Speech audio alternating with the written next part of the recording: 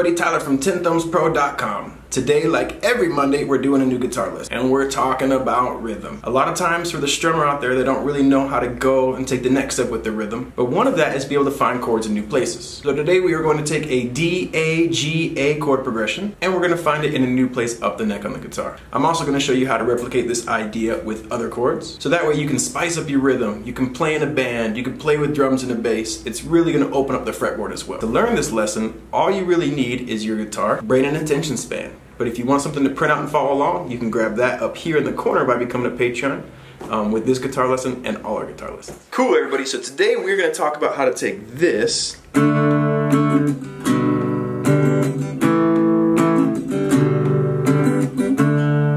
turn it into this.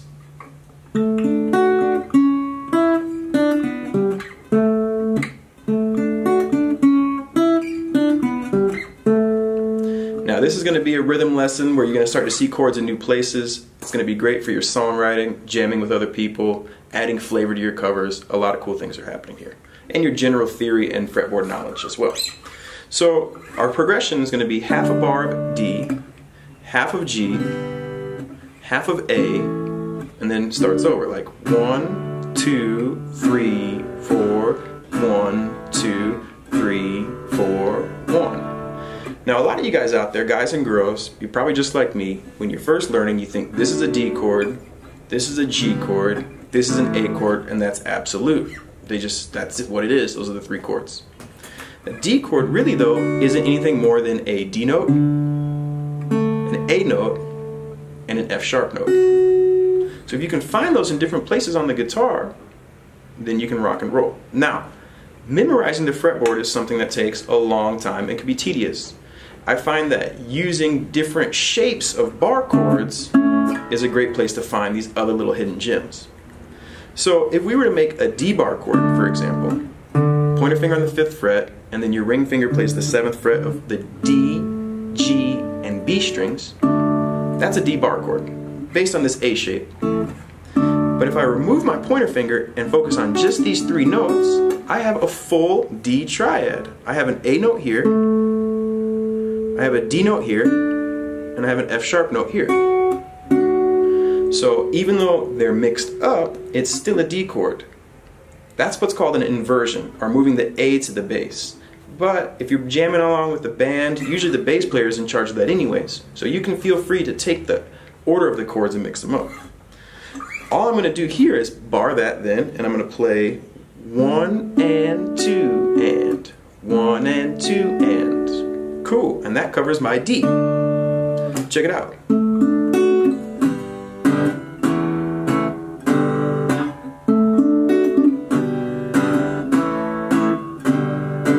And it's the same idea. Now, that change is a little tricky, so we need to find a cool G chord that's close to here, and a cool A chord that's close to there, right? Cool, so we've got our D chord, we figured that out. The next chord in our progression was that A.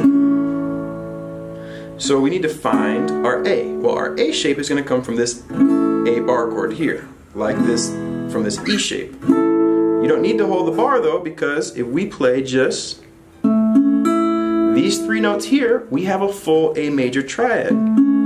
Starting on the 7th fret, to the 6th, to the 5th, from the D, G, and B strings respectively. And look how easy it goes from D to A. Alright, so then we get...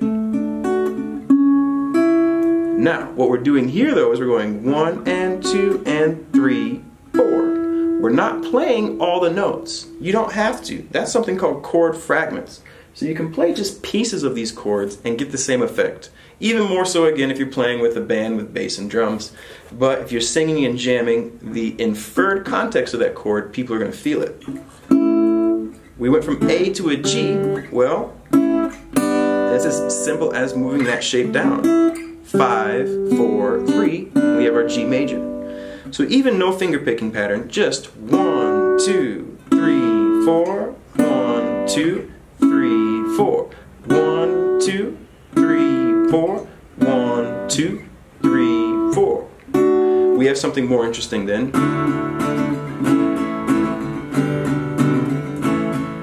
especially if you have a friend doing that and you're playing this over top, it's going to create a lot of depth to your chords as opposed to playing the exact same thing.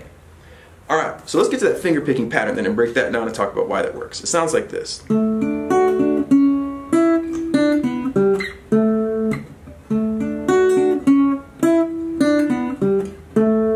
So I'm just at first 1 and 2 and, occupying all that space that I have there on the D chord with all of them, but I'm going to switch rhythm when I go to the G and play 3, 4. So not on the 8th notes, just the quarter notes, or just the numbers.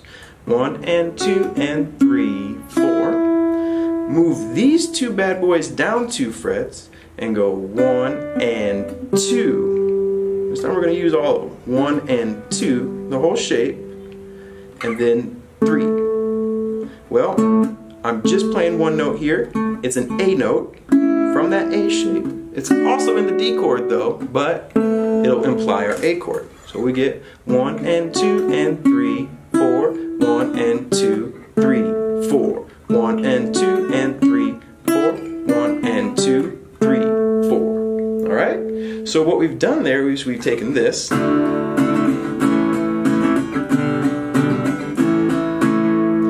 used this bar shape and this bar shape to find these triads and move them around to create something more interesting. Now, one easy way, you say, okay, that's great, Tyler, now I got them for D, A, and G. What if my chord progression is C, G, F? Well, in this D shape here, all you got to know is this is your D note, the one on the G string. So whatever note that is anywhere on the G string, we'll play this random note here. Let's find out what it is. If this is a G, F, E. If I play the note above it and below it, I have an E major triad. Right? What's this chord? Well, this is a B note, and this particular shape has the tonic on the D string. That means if I take any note on here, boom, F note, and play these 3, I have an F triad. To take that a step further, 1, 4, 5.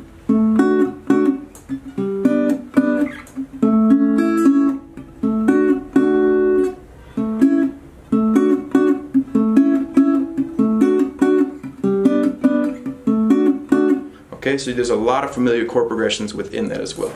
So that is how you locate these triads. That is how you do it based on their tonic. That is how you add them finger picking with chord fragments.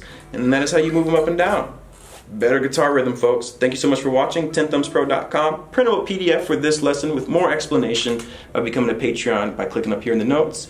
Also in those notes, you can find a link to get t-shirts from Etsy. Skype lessons 101, maybe if this lesson answered some questions but created more. And until next time, folks, keep on rocking and rolling.